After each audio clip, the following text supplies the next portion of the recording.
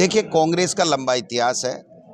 125 साल से भी ज़्यादा कांग्रेस का इतिहास है। आज़ादी की जंग लड़ने से लेकर के जो आधुनिक भारत हम देख रहे हैं, इसमें कांग्रेस और कांग्रेस के महान नेताओं का, हमारे महापुरुषों का बहुत बड़ा योगदान रहा है। कांग्रेस के चाहे राजीव गांधी जी हों, चाहे इंदिरा गांधी जी हों, देश के लिए प्राण न्यौछावर कर दिए, शहीद हो गए।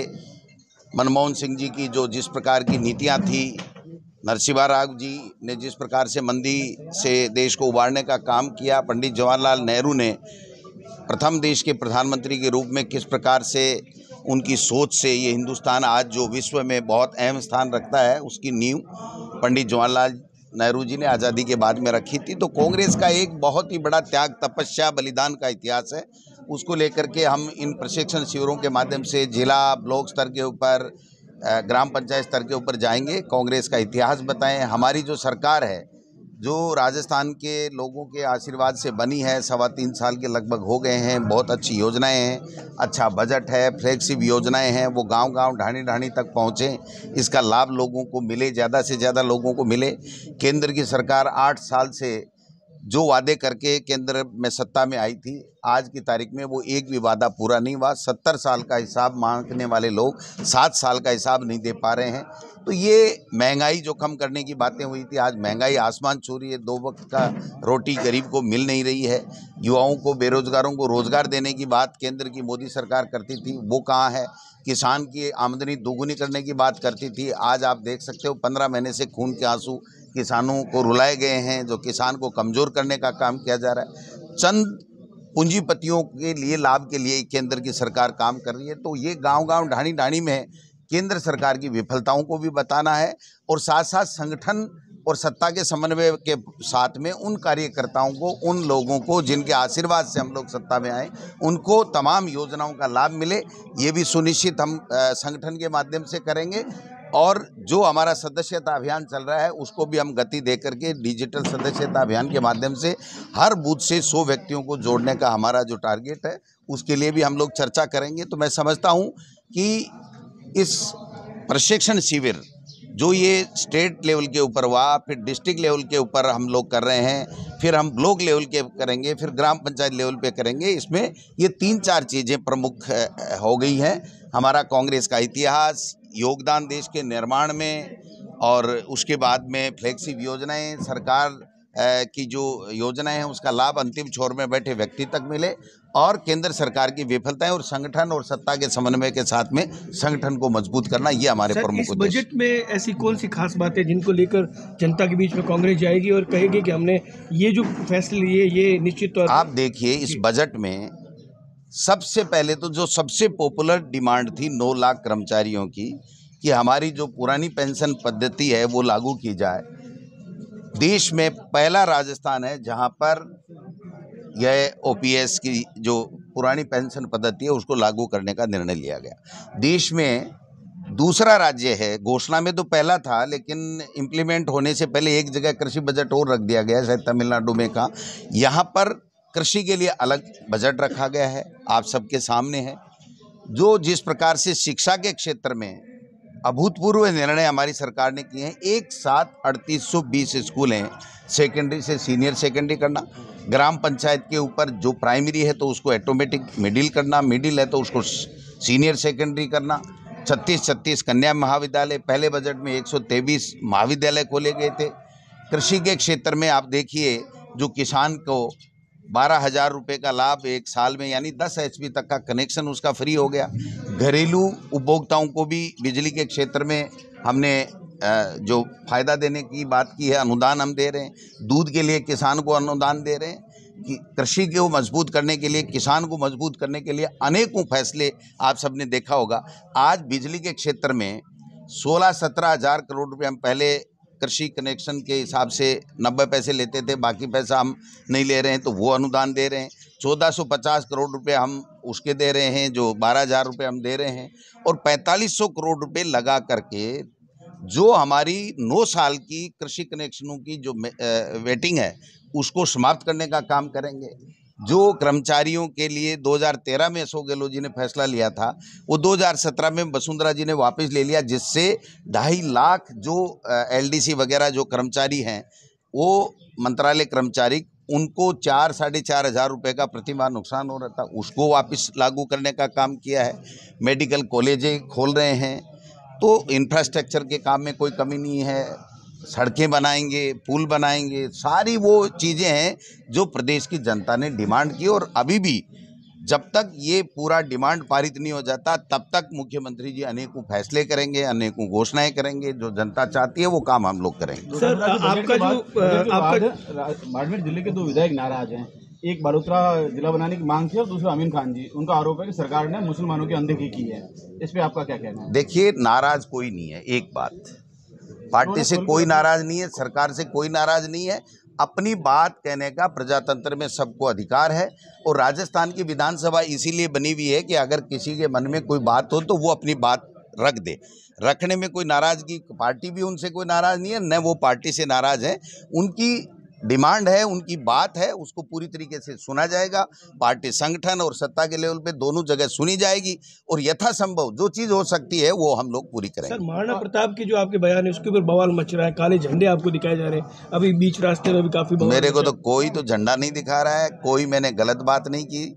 महाराणा प्रताप की वीरता के ऊपर, उनके शौर्य के ऊपर किसी को प्रश्न चिन्ह उठाने का कोई सवाल ही पैदा नहीं होता है। जो टिप्पणी ये मैंने की थी वो केवल किताबों में उन्होंने जिस प्रकार से धर्मयुद्ध बताया था उसको लेकर के थी, जबकि महाराणा प्रताप ने अधीनस्था स्वीकार नहीं की, स्वाभिमान के लिए लड़ाई लड़ी। ये उनकी वीरता हमारे कण कण में मौजूद है। लेकिन कुछ लोगों का काम ही इतना ही रह गया है कि नॉन इश्यू को इशू बनाया जाए। नॉन इश्यू को इशू बना के ये कामयाब नहीं हो सकते। 3.25 साल में भारतीय जनता पार्टी ने एक भी आंदोलन किया है तो बताइए, एक भी जनता की मांग उठाई है तो बताइए। 20.5 लाख बच्चों के भविष्य के ऊपर उन्होंने एक तरीके से हितों के ऊपर कुठाराघात करने का काम किया है। फिर भी हमने कहा 32,000 नहीं, हम 62,000 बच्चों को नौकरी देंगे। और मुख्यमंत्री जी ने बजट में घोषणा की है कि 1 लाख हमने नौकरियां दे दी हैं, 1.25 लाख प्रक्रियाधीन है और 1 लाख हम अगले साल तक और दे देंगे। तो 3.25 लाख बच्चों को नौकरी देने का काम सरकार हमारी कर रही है। इसलिए इनके पेट में मरोड़े चल रहे हैं। ये लोग बाग पचा नहीं पा रहे हैं कि आज सारे के सारे कर्मचारियों के परिवार खुश हो गए, सारे युवा इतनी भर्ती निकाल दी तो वो खुश हो गए, किसानों के लिए अलग बजट हो गया तो किसान खुश हो गए, क्योंकि 15 महीने इन्होंने तो खालिस्तानी और पाकिस्तानी बताया था उन लोगों को बेचारों को, और आंदोलनजीवी बताया था। तो सारे वर्ग खुश हो रहे हैं। महिला शिक्षा के लिए आप देखिए कितने बड़े फैसले, 36 महाविद्यालय इन्होंने कभी नहीं खोले होंगे। तो आप समझ सकते हैं कि केवल प्रोपोगंडा करने में माहिर है, नॉन इश्यू को इश्यू बनाने में ये लोग बाग जुटे हुए हैं, लेकिन ये कामयाब नहीं हुई। इनके पास में सरकार की विफलता के लिए गिनाने को कुछ नहीं है। इस बजट में वो एक शब्द नहीं बोल पा रहे हैं। कल मैं दिल्ली गया था तो एक मेरे पत्रकार मित्र ने कहा, हमने जेपी नड्डा जी से पूछा कि ये जो मुख्यमंत्री अशोक गहलोत जी ने ये जो फैसला किया है ओल्ड पेंशन स्कीम का, इसके बारे में आपका क्या कहना है? तो उन्होंने कहा, मैं ऑन रिकॉर्ड तो कुछ कह नहीं रहा हूँ, लेकिन ऑफ रिकॉर्ड ये है कि हमारे समझ में नहीं आ रहा है कि हम इसके ऊपर पक्ष में बोलें, खिलाफ बोलें। 25 लाख लोग सीधे के सीधे अशोक गहलोत जी के इस निर्णय से इतने खुश हैं कि वो उन्होंने अपने हक में कर लिए, कांग्रेस को ही वोट देंगे। तो आप समझ सकते हो कि न उगलते बन रही है बीजेपी से ये बजट और न निगलते बन रहा है। ऐसे में पूरे प्रदेश में हम लोग दौरे करेंगे और ज़्यादा से ज़्यादा सरकार की योजनाओं का लाभ गरीब को मिले, गांव में वंचित लोगों को मिले, ये हमारा प्रयास है। सर, आपके बाड़मेर जिले के दौरे पर है, 6 विधायक है कांग्रेस के, लेकिन 2 विधायक जो खफा है वो नजर नहीं आ रहे। अमीन खान साहब ने तो सीधे तौर पर कहा कि मुस्लिमों का कांग्रेस ध्यान नहीं रख रही है बजट के दौरान। उन्होंने अपने कोई भी नाराज नहीं है, किसी तरह की कोई बात नहीं है। सब सत्ता से खुश हैं, काम से खुश हैं, संगठन से खुश हैं। और कोई बात कहता है उसको कांग्रेस पार्टी गंभीरता से लेती है, उनसे हम लोग बात करते हैं, उनकी कोई बात होती है तो उसको हम लोग तवज्जो देते हैं। होने वाले काम सारे करेंगे, कर रहे हैं। ये सब फालतू की फैलाने की बात। दोनों विधायक नहीं है सर, अमीन खान भी नहीं है। देखिए, ये संगठन का कार्यक्रम था, कोई आए वेलकम, नहीं आए तो वो अपनी बात, राजस्थान की विधानसभा चल रही है वहाँ भी रह सकते हैं, कोई ऐसा बात नहीं है। हमने केवल जो कैटेगरी के लोग हैं यहाँ जिले स्तर के ऊपर उन लोगों का प्रशिक्षण रखा गया है। हमने विधायकों का प्रशिक्षण नहीं रखा, लेकिन चूंकि आते हैं, किसी की सुविधा हो गई आ गया, किसी की सुविधा नहीं हुई नहीं आया, कोई फर्क नहीं पड़ा। राजस्थान विधानसभा के सदन में राजेंद्र राठौड़ ने एक आरोप लगाया कोयला घोटाले के। आरोप है कि कांग्रेस के 5 करोड़ का चंदा देने के बाद एक निजी फर्म का करोड़ों रुपए का टैक्स माफ कर दिया गया। राजेंद्र जी राठौड़ साहब को पूछो, भारतीय भवन में 20 करोड़ का क्या खेला हो रहा था। राजेंद्र जी राठौड़ को पूछो कि जब वो चिकित्सा मंत्री थे तो कई अधिकारी एफए और आईएएस अधिकारी पकड़े गए थे घोटाला करते, उस वक्त उनका क्या बयान था। आरोप लगाना बहुत सस्ता है, लेकिन आरोप जब तक सिद्ध नहीं होता तब तक कोई नहीं कह सकता। राजेंद्र जी राठौड़ साहब कहाँ गए थे, कटारिया जी कहाँ गए थे, मैं मेरे मुंह से नहीं कहना चाहता, लेकिन जब वो दोनों ही बरी हो गए तो अब हम थोड़ी कह रहे हैं कि उनके ऊपर ये केस है ये केस है। इस मामले में कैग की रिपोर्ट का हवाला दिया गया है। केग की रिपोर्ट में वो विनोद राय जी ने हिंदुस्तान की केग की रिपोर्ट पढ़ी थी, माहौल बना और केंद्र से हमारी यूपीए सरकार बाहर हो गई, और वही विनोद राय आज माफ़ी मांग रहा है कि मैंने तो काल्पनिक लिख दिया था, इसमें कोई चीज़ सत्य नहीं है, मैं माफ़ी चाहता हूं देश से और देश की पार्टियों से। तो ये रिपोर्टों का विश्लेषण अपनी मर्जी से करना कतई संभव नहीं है। 2G स्पेक्ट्रम की बात करते थे, कहाँ गया वो 2G स्पेक्ट्रम का घोटाला? कोई घोटाला हुआ थोड़ी था। तो काल्पनिक रूप से कोई व्यक्ति किसी प्रकार की बात कर दे, उससे कोई नहीं। हम तो प्रमाणित कर रहे हैं कि 400 करोड़ का चंदा राजस्थान से राम मंदिर के नाम से बीजेपी के नेताओं ने इकट्ठा किया कार्यकर्ताओं से, और 100 करोड़ रुपये वहाँ जमा हुए। हम तो रिकॉर्डली ये कह रहे हैं कि 2 करोड़ में जमीन खरीदी और 18 करोड़ में आधे घंटे बाद में वापिस भेज दी। तो वो जो घोटाले हो रहे हैं, आज बीजेपी हमारे 70 साल में कार्यालय नहीं बने, हमको युवा स्थल में यहाँ कार्यक्रम करना पड़ रहा है। बीजेपी के पूरे हिंदुस्तान में जिले, ब्लॉक और प्रदेश स्तर के ऊपर कार्यालय बन गए, तो वो पैसा ऊपर से बरसा है क्या? तो कहना बहुत आसान है, लेकिन इसमें कोई दम नहीं है आरोपों में, सब बेबुनियाद आरोप है। सर, जो किसानों का ऋण माफी का मामला है, किसानों के कर्जे चढ़े हुए, उसको लेके हालांकि विपक्ष घेर रहा है, साथ ही साथ इस बार जो जीरे की फसल खराबी है उसको लेके कांग्रेस का क्या स्टैंड है? देखिए, चुनाव जिता करके हमने भेज दिया, आज हम उनकी तरफ देख रहे हैं कि एक दिन तो जाके कह दो। आप हमसे तो सवाल पूछ रहे हो कि साहब एक विधायक ने या 2 विधायक ने अपने एरिया की बात कर ली, उसका हक है, राजस्थान की विधानसभा में सबका हक है। लेकिन ये कह सकते हैं क्या लोकसभा में 25 में से 25 सांसद की साहब प्रधानमंत्री जी आपने ये घोषणा की थी, ये उसको परवन को राष्ट्रीय परियोजना करने के लिए कर दिया क्या उन्होंने? एक नहीं कह सकता। किसान 15 महीने बैठे रहे, बीजेपी के लोग दबे हुए पीछे से बातें करते थे कि ये मोदी जी और अमित शाह हमको समाप्त कर देंगे, यहाँ बीजेपी का चोपड़ा साफ हो जाएगा, लेकिन 15 महीने बाद में अकल आई, उनके किसी के कहने की हिम्मत नहीं हुई। तो कांग्रेस वो पार्टी है जहाँ उनकी बात रखने की पूरी आज़ादी रहती है, और बीजेपी वो पार्टी है जहाँ हिटलरशाही होती है, दादागिरी होती है, बेईमानी होती है, झूठी बातें होती हैं, और अगर कोई आरोप कुछ भी बात कहता है तो उसको राष्ट्रद्रोही घोषित किया जाता है, या उसको ये कहा जाता है कि साहब जो है ईडी, सीबीआई और इनकम टैक्स वो भेज दिए जाते हैं। तो इस तरीके का माहौल है, आप तो स्वयं इस बात के सब गवाह हो। सर, यूक्रेन के अंदर जो अपने राजस्थान के खूब सारे, देखिए, वास्तव में हमारे सब के लिए बहुत ही चिंता का विषय बना हुआ है कि यूक्रेन में हमारे 20 से 30 हज़ार तक के बच्चे हैं। 20-30 हज़ार बच्चों के भविष्य के साथ में देश के प्रधानमंत्री को तत्काल कोई निर्णय लेना चाहिए था, अब भी ले लेना चाहिए।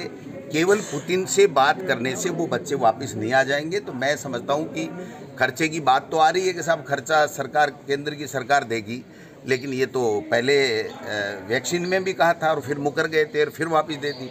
तो अब इनकी कथनी के ऊपर मुझे तो कोई ज़्यादा भरोसा नहीं है, लेकिन हम सब चिंतित हैं। इस मौके पर यूक्रेन से उन बच्चों को लाने के लिए हम देश के प्रधानमंत्री के, हम सब लोग पार्टी पॉलिटिक्स को छोड़ करके हम साथ हैं कि हमारे बच्चों को कैसे भी उठाएं। अंतिम सवाल सर, तृतीय श्रेणी 85,000 जो शिक्षक है वो तबादलों के लिए टेंशन में है, क्या उनको कोई राहत? 62,000 भर्ती वाले भी टेंशन में है, वो भी हमको करनी है, ट्रांसफर भी हमको करना है, 10,000 सेकंड ग्रेड भी हमने करना है, 6,000 व्याख्याता भी हमको करना है, 10,000 कंप्यूटर भी हमको करना है, 10,000 इंग्लिश मीडियम के भी हमको करना है। ये हमारी प्रायोरिटी में है। उनकी समस्या प्रदेश की जनता ने सर आंखों पे बैठाया, उसमें सब लोगों का योगदान है, चाहे वो मीडिया हो, चाहे वो तृतीय श्रेणी के अध्यापक हों, चाहे कर्मचारी हों, चाहे किसान हों, चाहे महिलाएं हों, चाहे बेरोजगार हों।